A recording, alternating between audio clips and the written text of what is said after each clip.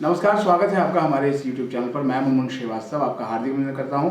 NC web के deputy director doctor Surendra Kumar हमारे साथ हैं। एनसी वेब की 5 कट ऑफ आ चुकी हैं और बहुत सारे आप सवाल आ रहे हैं कि एनसी वेब की जो क्लासेस हैं वो कब से शुरू होंगी, ओरिएंटेशन कब होगा, अब तक कितने दाखिले हो चुके हैं। उन्हीं के जवाब लेने के लिए आज हम पहुँचे हैं एनसी वेब के कार्यालय में। स्वागत है प्रोफेसर सुरेंद्र कुमार हमारे चैनल पर। नमस्कार मुनमुन जी, बहुत बहुत धन्यवाद। कितने एडमिशन डॉक्टर साहब अब तक हो चुके हैं एनसी वेब में?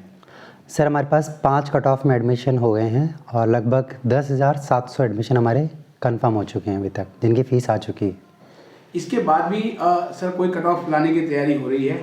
सर, अभी एक स्पेशल ड्राइव है हमारी, जो आज नोटिफिकेशन हो जाएगा जिसका, और बच्चा कल से उसमें अप्लाई कर सकता है। But this is only for reserve category, OBC, SC and ST. मतलब ये स्पेशल ड्राइव होगी रिजर्व कैटेगरीज के लिए? हाँ, सिर्फ रिजर्व कैटेगरी है। यूआर के लिए हमने बहुत पहले जो 3rd कट ऑफ के बाद निकाली थी, उसमें यूआर, एससी, एसटी, ओबीसी की थी। इस बार जो एडमिशन का रिस्पांस कैसा रहा सर? रिस्पांस थोड़े शुरू में थोड़ा सा हल्का था, क्योंकि थोड़ी सी हमारी कट ऑफ हाई थी। हाई रखने का कारण भी मैंने जैसे बताया था कि जो नंबर ऑफ़ एप्लीकेशंस थी और जो परसेंटेज थी बच्चों की, वो बहुत ज़्यादा थी। बट फिर भी हम जिस हिसाब से एडमिशन देख रहे हैं, हमारे बहुत अच्छा रिस्पांस है और हायर कट ऑफ के बावजूद हमारे पास इतने एडमिशन्स हो गए हैं। अभी कितने कॉलेजेस में सर दाखिले लगभग बंद हो चुके हैं? आप मान के चलिए बीए प्रोग्राम हमारा 80 से 90% मैक्सिमम कॉलेज में यूआर और एससी कैटेगरी तो साफ बंद है, और ओबीसी और एसटी और ईडब्ल्यूएस कहीं कहीं ओपन है।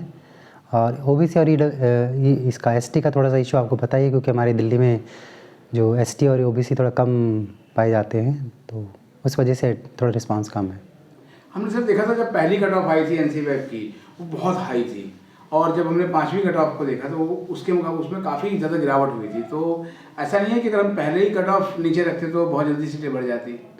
सर, उसमें प्रॉब्लम फिर ये आती है ना, जैसे हमारे पास मैंने आपको बताया डाटा जो था, 550 बच्चे ऐसे थे जिनके 100% अंक थे, और 90% से ऊपर मेरे पास 10,000 बच्चा था। अब अगर मैं परसेंटेज शुरू में ही गिरा देता, तो जैसे आपको पता है कैंपस का थोड़ा सा क्रेज़ रहता है। साउथ कैंपस में जेएमसी है, मैत्री है, जेडीएमसी है, आपका सेंट्रल दिल्ली में माता सुंदरी है। इन कॉलेज का बड़ा क्रेज़ रहता है। तो फिर क्या होता है कि आपके पास जितनी सैंक्शन शीटें हैं उससे ज़्यादा एडमिशन लेना हमें पड़ जाता है, बिकॉज़ यहाँ पर मेरिट तो बनती नहीं है, यहाँ पर फर्स्ट कम फर्स्ट सर्व भी नहीं है। यहाँ पर 3 दिन या 2 दिन का जो टाइम है, उसमें जितनी एप्लीकेशंस आती हैं, अगर उनके अंदर कोई फॉल्ट होता है तभी हम रिजेक्ट करते हैं। अदरवाइज़ अगर मेरे पास 200 सीटें हैं और मेरे पास 300 एप्लीकेशन आई, 300 की 300 ओके हैं, तो I have to take admission of all those 300 candidates. तो फिर मेरे पास इंफ्रास्ट्रक्चर के इशू आते हैं, टीचर्स का इशू आता है। तो इस वजह से हम थोड़ा धीरे धीरे चलते हैं कि ये प्रॉब्लम ना है, क्योंकि मेरे लिए बच्चे की प्रायोरिटी पहले है कि बच्चा अगर मेरे पास पढ़ने आ रहा है, तो हमारे पास पढ़ने आ रहा है, तो उसको मैं प्रॉपर इंफ्रास्ट्रक्चर दे सकूं और उसे टीचर अपॉइंट कर सकें हम।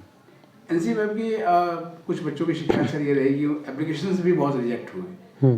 तो और रिजेक्शन का कारण केवल हायर कट ऑफ नहीं थी और बहुत सारे कारण थे सर। तो क्या उनको ग्रीवेंस मिला?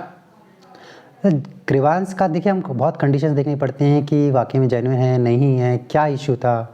अगर टेक्निकल इशू रहा है, जैसे कि हमने काफ़ी सारे बच्चों का करा है, अगर फॉल्ट हमारी साइड से रहा है तो हमने इसको रेक्टिफाई किया है।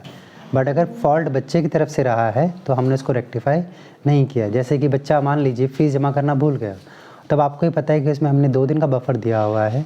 अगर बच्चा फ़ीस नहीं जमा कर सकता तो हमारे लिए बड़ी दिक्कत हो जाती है, क्योंकि अगर पहला बच्चा एडमिशन ले लेता है तो हम दूसरे के पास नहीं आएंगे ना। बट अगर पहला ही नहीं लेना चाहेगा तो फिर दूसरे के पास आते हैं। अभी सर जो क्लासेस जो फर्स्ट सेमेस्टर की जो शुरू होंगी वो कब से शुरू होंगी सर? हमारा जो टेंटेटिव शेड्यूल है वो नेक्स्ट वीक से 10 या 11 तारीख से है, रिस्पेक्टिव सेंटर जैसे सैटरडे और संडे के हिसाब से। सैटरडे संडे जो सेंटर्स में अलग अलग डेट शुरू होंगी सर, या एक ही डेट शुरू हो जाएंगे? नहीं, जो सैटरडे सेंटर सैटरडे को ओपन होगा, जो संडे सेंटर संडे को ओपन करेगा। टेंटेटिव डेट सर फिलहाल यही है? हाँ जी। लगभग कितनी क्लासेस सर जो है वो फर्स्ट सेमेस्टर को दिए जाने की प्लानिंग है? सर, क्लासेस का भी जैसे मैंने बताया नैप लगा है, तो नैप के हिसाब से हम थोड़ा सा देख रहे हैं कि क्या इंफ्रास्ट्रक्चर है, कितने हमें कोर्सेज फ्लोट करने हैं। तो थोड़ा सा उसमें पूरा क्लियर मैं गाइडेंस नहीं दे सकता कि कितनी क्लासेस लगेंगी, but we will try our best कि हमारा बच्चा अच्छे से पढ़े और उसको पूरी क्लासेस कंटिन्यू मिले।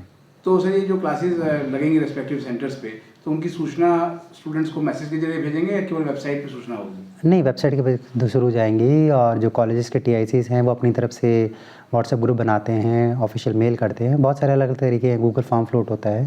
तो अलग अलग तरीके से अलग अलग माध्यम से उनके पास इन्फॉर्मेशन पहुँच जाएगी। सर जैसे आपके यहाँ इंग्लिश और हिंदी दोनों मीडियम हैं, तो दोनों की जो क्लासेस हैं सर वो अलग अलग होंगी रिस्पेक्टिव सेंटर्स पे? नहीं नहीं, हिंदी और इंग्लिश का ऐसा नहीं, लैंग्वेज का मीडियम तो हमारा इंग्लिश ही रहता है, बट कंफर्टेबली हम इंग्लिश हिंदी में जाना चाहते हैं तो इसलिए हम इंग्लिश हिंदी दोनों लैंग्वेज का मोड चलता है हमारे जब बच्चे को पढ़ाया जाता है।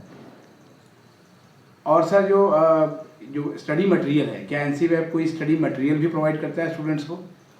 नहीं, स्टडी मटेरियल हम नहीं प्रोवाइड करते क्योंकि हमारा एसएल की तरह नहीं है कि हम स्टडी मटेरियल देते हैं, बट हमारे जितने भी टीचर्स हैं वेल क्वालिफाइड हैं, वो आपके साथ कोई कंफर्टेबल है तो नोट शेयर करता है, नहीं तो किताबें आपको बताई जाती हैं, कौन सी किताबें हैं, कहाँ से कौन सा टॉपिक लेना है, वो सब बताया जाता है आपको।